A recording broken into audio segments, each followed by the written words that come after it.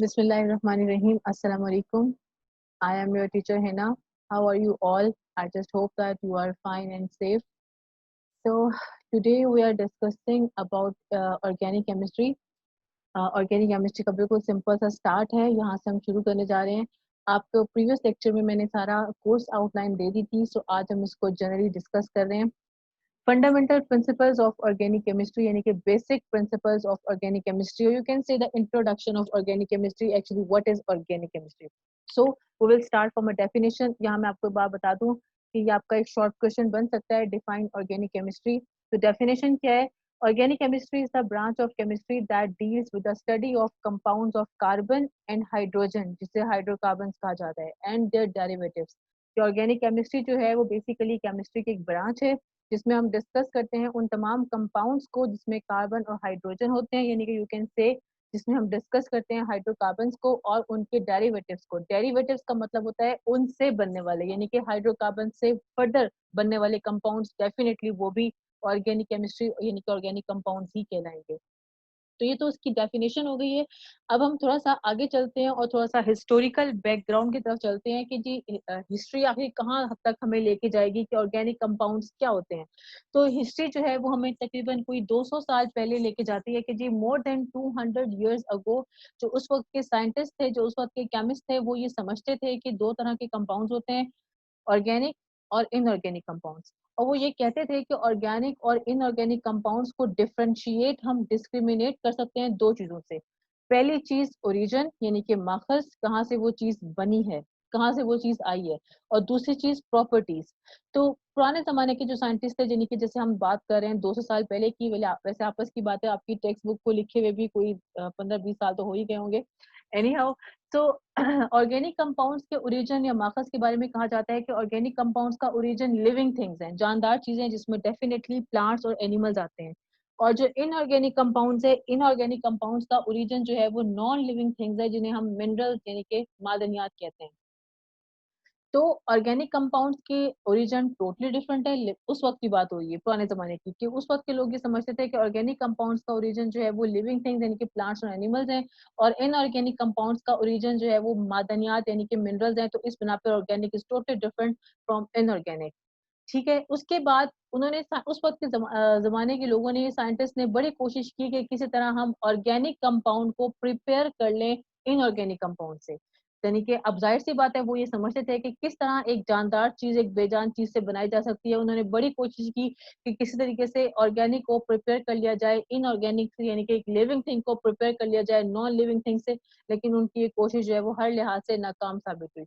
और इस मुसलसल फेलियर ने उन्हें इस बात पे मजबूर कर दिया कि वो एक अपने ज़हन में तसव्वुर बिठा लें, एक अपने ज़हन में कॉन्सेप्ट बिठा लें कि organic compounds can never be prepared from inorganic compounds. एक लिविंग थिंग एक नॉन लिविंग थिंग से कभी नहीं बन सकती। तो इस चीज को उन्होंने एक वाइटल फोर्स थ्योरी का नाम दिया, वेयर वाइटल वाइटल फोर्स का मतलब है मिस्टीरियस फोर्स। यानी कि वो ये समझते थे कि ऑर्गेनिक कंपाउंड जो है वो उनमें ऐसी कोई पुरस्कार कुव्वत होती है कि वो सिर्फ और सिर्फ ऑर्गेनिक से ही बन सकते हैं, लिविंग थिंग से ही बन सकती हैं। एक ऑर्गेनिक इनऑर्गेनिक से कभी नहीं बन सकता। मींस एक लिविंग थिंग नॉन लिविंग से कभी नहीं बन सकती। यानी कि ऑर्गेनिक कंपाउंड्स के अंदर, लिविंग थिंग्स के अंदर कोई ऐसी पुरस्कार कुव्वत है कि सिर्फ ऑर्गेनिक से ही ऑर्गेनिक बन सकता है, इनऑर्गेनिक से ऑर्गेनिक नहीं बन सकता। और इस चीज को हमने वाइटल फोर्स थ्योरी का नाम दिया। और ये आपका एक डेफिनेटली एक शॉर्ट क्वेश्चन बन सकता है कि जी what is meant by vital force theory या डिफाइन वाइटल फोर्स थ्योरी। तो जैसे कि मैंने आपको बताया, डेफिनेशन सेम टू सेम वही है। अब डेफिनेशन क्या है वाइटल फोर्स की? कि organic compounds can only be prepared by living things and with in the living things, and they can never be manufactured, they can never be prepared from non living things यानी कि from inorganic. तो गोया उस वक्त के जो लोगों की सोच थी वो ये थी कि ऑर्गेनिक कंपाउंड्स चूंकि लिविंग थिंग्स से निकले हैं तो वो सिर्फ लिविंग थिंग्स से बन सकते हैं, लिविंग थिंग्स के अंदर बन सकते हैं। ऑर्गेनिक इनऑर्गेनिक से कभी नहीं बन सकता, living thing non living thing से कभी नहीं बन सकती। और इसे वाइटल फोर्स थ्योरी का नाम दिया गया। अब उस वक्त के लोगों ने ये सोच लिया, जी अब तो ऑर्गेनिक कंपाउंड हम बना नहीं सकते, तो जो कुदरतन ऑर्गेनिक कंपाउंड्स रुए जमीन पर मौजूद हैं, कायनात में मौजूद हैं, बस वही ऑर्गेनिक हैं। हम खुद से ऑर्गेनिक नहीं बना सकते। और ये चीज, ये तस्वुर जो है वो कई सालों तक उनके जहन में रहा। और उन्होंने मजीद ऑर्गेनिक कंपाउंड को खुद से प्रिपेयर करने की कोशिशें जो है वो तर्क कर दी, छोड़ दिया उन्होंने। उसके बाद एक साइंटिस्ट आया, मर्द मुजाहिद, फ्रेडरिक वोहलर उसका नाम था, जिसने इस थ्योरी को रिजेक्ट कर दिया। इसने कैसे रिजेक्ट किया? इसने एक ऑर्गेनिक कंपाउंड खुद प्रिपेयर कर लिया, और कहाँ से प्रिपेयर कर लिया? एक इनऑर्गेनिक कंपाउंड से। अब कौन सा ऑर्गेनिक कंपाउंड इसने प्रिपेयर किया? उसने यूरिया को बनाया लेबोरेटरी में। आपको अच्छे से मालूम है यूरिया जो है वो मैमल्स के यूरिन में पाया जाता है, तो यूरिया एक ऑर्गेनिक कंपाउंड है। As you can see there is carbon and definitely hydrogen, तो ये हाइड्रोकार्बन यानी कि एक ऑर्गेनिक कंपाउंड है। तो इसने एक ऑर्गेनिक कंपाउंड को प्रिपेयर किया एक इनऑर्गेनिक कंपाउंड से, जिसका नाम अमोनियम सायनेट है, जिसका फॉर्मूला होता है NH4CNO। अमोनियम सायनेट एक मिनरल है, एक इनऑर्गेनिक कंपाउंड है। और उसने कैसे एक इनऑर्गेनिक कंपाउंड से एक ऑर्गेनिक कंपाउंड प्रिपेयर किया? इसने इसको हीटिंग की, ठीक है। और अमोनियम सायनेट जो है वो डिकम्पोज होके कन्वर्ट हुआ यूरिया में, यानी कि यू कैन से एक इनऑर्गेनिक कंपाउंड जो है वो कन्वर्ट हुआ ऑर्गेनिक में, और ये काम लेबोरेटरी में हुआ। तो इसका मतलब है इस फ्रेडरिक वोलर के इस काम ने उस जो ऊपर हमने थ्योरी डिस्कस की थी, ये वाइटल फोर्स थ्योरी, तो उसने फ्रेडरिक वोलर ने इस थ्योरी को रिजेक्ट कर दिया, क्योंकि वाइटल फोर्स थ्योरी ये कहती थी कि ऑर्गेनिक इनऑर्गेनिक से कभी नहीं बन सकता, जबकि फ्रेडरिक वोलर ने ऑर्गेनिक चीज बना के दिखा दी कहाँ से, एक इनऑर्गेनिक से। फ्रेडरिक वोलर ने इस थ्योरी को रिजेक्ट कर दिया। तो ये आपका एक और शॉर्ट क्वेश्चन है, who rejected vital force theory. और ये भी शॉर्ट क्वेश्चन बन सकता है, एंड हाउ, कि भाई किसने रिजेक्ट किया और कैसे। तो आप कहेंगे कि इसका आंसर ये देंगे कि फ्रेडरिक वोलर ने वाइटल फोर्स थ्योरी को रिजेक्ट किया, और इसके बाद आप ये केमिकल इक्वेशन बताएंगे कि किस तरह रिजेक्ट किया। उसने अमोनियम साइनाइड को प्रिपेयर कर दिया किससे? यूरिया से। तो इस तरह इस थ्योरी की रिजेक्शन हो गई। और जब अब हम नेक्स्ट आगे चलते हैं, बस जब एक दफा वाइटल फोर्स थ्योरी रिजेक्ट हो गई और फ्रेडरिक वोलर ने एक ऑर्गेनिक कंपाउंड खुद से लेबोरेटरी में बना बना के दिखा दिया, नाउ यू कैन से एक डोर ओपन हो गया। जाहिर सी बात है लोगों को एक रास्ता मिल गया कि नहीं, वो सोच तो गलत थी कि ऑर्गेनिक कंपाउंड कभी हम खुद नहीं बना सकते, ऑर्गेनिक कंपाउंड हम खुद बना सकते हैं। सो एक डोर ओपन हुआ, और जब एक डोर ओपन हुआ तो ऑर्गेनिक कंपाउंड बनना शुरू हुए, और फिर बनते ही चले गए। और आज आप इस पर देखें तो millions organic compounds are present. वो मिलियंस ऑर्गेनिक कंपाउंड्स लेबोरेटरी में प्रिपेयर हो रहे हैं। कहाँ से प्रिपेयर हो रहे हैं? इनऑर्गेनिक कंपाउंड से प्रिपेयर हो रहे हैं। तो गर्ल्स, किसी भी चीज की तो ये एक इंट्रोडक्शन था कि किस तरह ऑर्गेनिक कंपाउंड जो है वो प्रिपेयर होने शुरू हुए। अब नेक्स्ट हम स्टेप की तरफ चलते हैं। किसी भी चीज को प्रिपेयर करने के बाद, बनाने के बाद, हमारा नेक्स्ट स्टेप होता है एनालिसिस, कि हम उसके डीपली देखें कि उसके अंदर क्या क्या चीजें हैं। अब आपको पता चल चुका है कि ऑर्गेनिक कंपाउंड्स कैसे प्रिपेयर हुए, पहले क्या डिस्कशन थी, बाद में क्या डिस्कशन हुई, पहले क्या सोच थी, बाद में क्या चीज बनी। तो ऑर्गेनिक कंपाउंड्स की प्रिपरेशन के बाद हमारा नेक्स्ट मरला आता है एनालिसिस का। तो साइंटिस्ट ने जब ऑर्गेनिक कंपाउंड्स का एनालिसिस किया कि एक ऑर्गेनिक कंपाउंड के अंदर क्या क्या एलिमेंट्स मौजूद हैं, तो उन्होंने देखा कि ऑर्गेनिक कंपाउंड्स में carbon is a basic element, carbon is a necessary element, यानी कि ऑर्गेनिक कंपाउंड में कार्बन तो हर हाल में होगा। कार्बन के साथ जितना कार्बन जरूरी है ऑर्गेनिक कंपाउंड के लिए, हाइड्रोजन भी उतना ही जरूरी है। तो यू कैन से कि कार्बन और hydrogen are the basic elements of organic compound.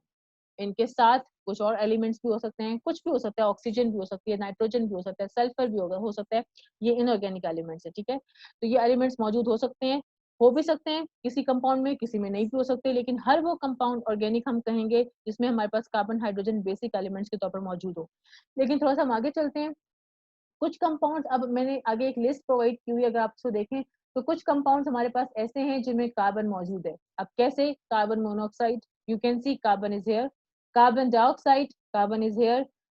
Carbonate का ही फॉर्मूला मैंने लिखा हुआ है, CO3 2 नेगेटिव कार्बोनेट्स होते हैं, कार्बन मौजूद है। HCO3O नेगेटिव, ये बाई कार्बोनेट होता है और इसमें कार्बन के साथ हाइड्रोजन भी मौजूद है। तो ये कंपाउंड ऐसे हैं जिसमें आप देख सकते हैं कार्बन भी है, हाइड्रोजन भी है। अब इधर देखें वाटर, वाटर मैंने वैसे ही लिख दिया कि इसमें हाइड्रोजन है, हम इसे बाहर कंसीडर नहीं करेंगे, बल्कि इन तमाम कंपाउंड्स को हम कहेंगे कि all these are inorganic compounds. बेशक इसमें भी कार्बन है, इसमें भी कार्बन है, बल्कि कार्बन के साथ हाइड्रोजन भी है, इसमें भी कार्बन है और इसमें भी कार्बन है। लेकिन कुछ कंपाउंड्स ऐसे होते हैं जिनमें कार्बन हो तो सकती है, हाइड्रोजन भी हो सकता है, लेकिन वो इनऑर्गेनिक होते हैं। तो ये हमारे पास कन्वेंशनल रीजंस हैं कि ये कंपाउंड जो है वो आपके पास ऑर्गेनिक नहीं है, ये इनऑर्गेनिक कंसीडर होंगे चाहे इनमें कार्बन मौजूद भी है। इसके बाद आप इन्हें क्या कहेंगे कि इनऑर्गेनिक कंपाउंड है। अब आप कहेंगे कि फिर हम ऑर्गेनिक किसे कहेंगे? तो हम हर उस कंपाउंड को ऑर्गेनिक कहेंगे जिसमें जो हाइड्रोकार्बन होगा। तो यहाँ पे हमारे पास एक मॉडर्न डेफिनेशन आ चुकी है, और ये मॉडर्न डेफिनेशन वही है जो मैंने आपको सबसे पहले बताई थी। ऑर्गेनिक कंपाउंड्स क्या होते हैं? ऑर्गेनिक कंपाउंड्स वो कंपाउंड्स हैं जिसमें हम डिस्कस करते हैं हाइड्रोकार्बन्स को। अब आप सिर्फ ये नहीं कहेंगे कि जी हर कार्बन वाला कंपाउंड ऑर्गेनिक है, वो तो कार्बन डाइऑक्साइड भी हो सकता है, वो तो कार्बन मोनोऑक्साइड भी हो सकता है, वो तो कार्बोनेट भी हो सकता है। तो अब हम ये बात करेंगे, अब हम ये नहीं कहेंगे कि हर कार्बन वाला कंपाउंड ऑर्गेनिक है, नहीं। अब हम ये कहेंगे कि हर हाइड्रोकार्बन जो है वो ऑर्गेनिक कंपाउंड है। तो हाइड्रो अब आप कहेंगे, आपका नेक्स्ट स्टेप ये होगा कि जी हाइड्रोकार्बन्स क्या होते हैं? हाइड्रोकार्बन्स वो होते हैं जिसमें carbon is directly linked to hydrogen, उसे हम हाइड्रोकार्बन कहते हैं। और हर हाइड्रोकार्बन जो है वो ऑर्गेनिक है, और हाइड्रोकार्बन से आगे आगे बनने वाला हाइड्रोकार्बन जिसे हम डेरिवेटिव कह रहे हैं, डेफिनेटली वो क्या होगा? वो भी ऑर्गेनिक होगा। तो गर्ल्स, इस लेक्चर में आपने क्या क्या देखा? हमने आपको सबसे पहले ऑर्गेनिक केमिस्ट्री की डेफिनेशन बताई, उसके बाद मैंने आपको इसका ब्रीफ इंट्रो दिया। इंट्रोडक्शन में मैंने आपको बताया कि किस तरह पुराने ज़माने के लोग ऑर्गेनिक को डिस्क्रिमिनेट करते थे इनऑर्गेनिक से, किन बातों की बिना पे करते थे, वो 2 बातें आपको बताई। फिर उनकी सोच बताई, उन्होंने चूँकि ऑर्गेनिक कंपाउंड वो खुद प्रिपेयर नहीं कर सके, तो उन्होंने ऐसी खुद से एक थ्योरी अज़्यूम कर ली, उसे हमने वाटरफोर्स थ्योरी कहा। फिर हमने देखा कि किसने उस थ्योरी को रिजेक्ट किया, कैसे रिजेक्ट किया, हमने ये भी देखा। फिर मैंने आपको उसके बाद एनालिसिस बताए, और आखिर में मैंने आपको दोबारा ऑर्गेनिक केमिस्ट्री की, यानी कि ऑर्गेनिक कंपाउंड्स की डेफिनेशन बताई। तो ये हमारा आज का लेक्चर है। आई जस्ट होप कि आपको ऑर्गेनिक कंपाउंड्स क्या होते हैं, उनका फर्दर डिस्क्रिप्शन क्या है, आपको ये सब कुछ समझ आ गया होगा। अब ऑर्गेनिक कंपाउंड्स के आगे प्रॉपर्टीज क्या है, क्योंकि हमने एनालिसिस भी कर लिया, अब उनके आगे प्रॉपर्टीज क्या है, उनके बेसिक फीचर्स क्या हैं, ये इंशाल्लाह हम अपने नेक्स्ट लेक्चर में देखेंगे। टिल देन टेक केयर, अल्लाह हाफ़िज़।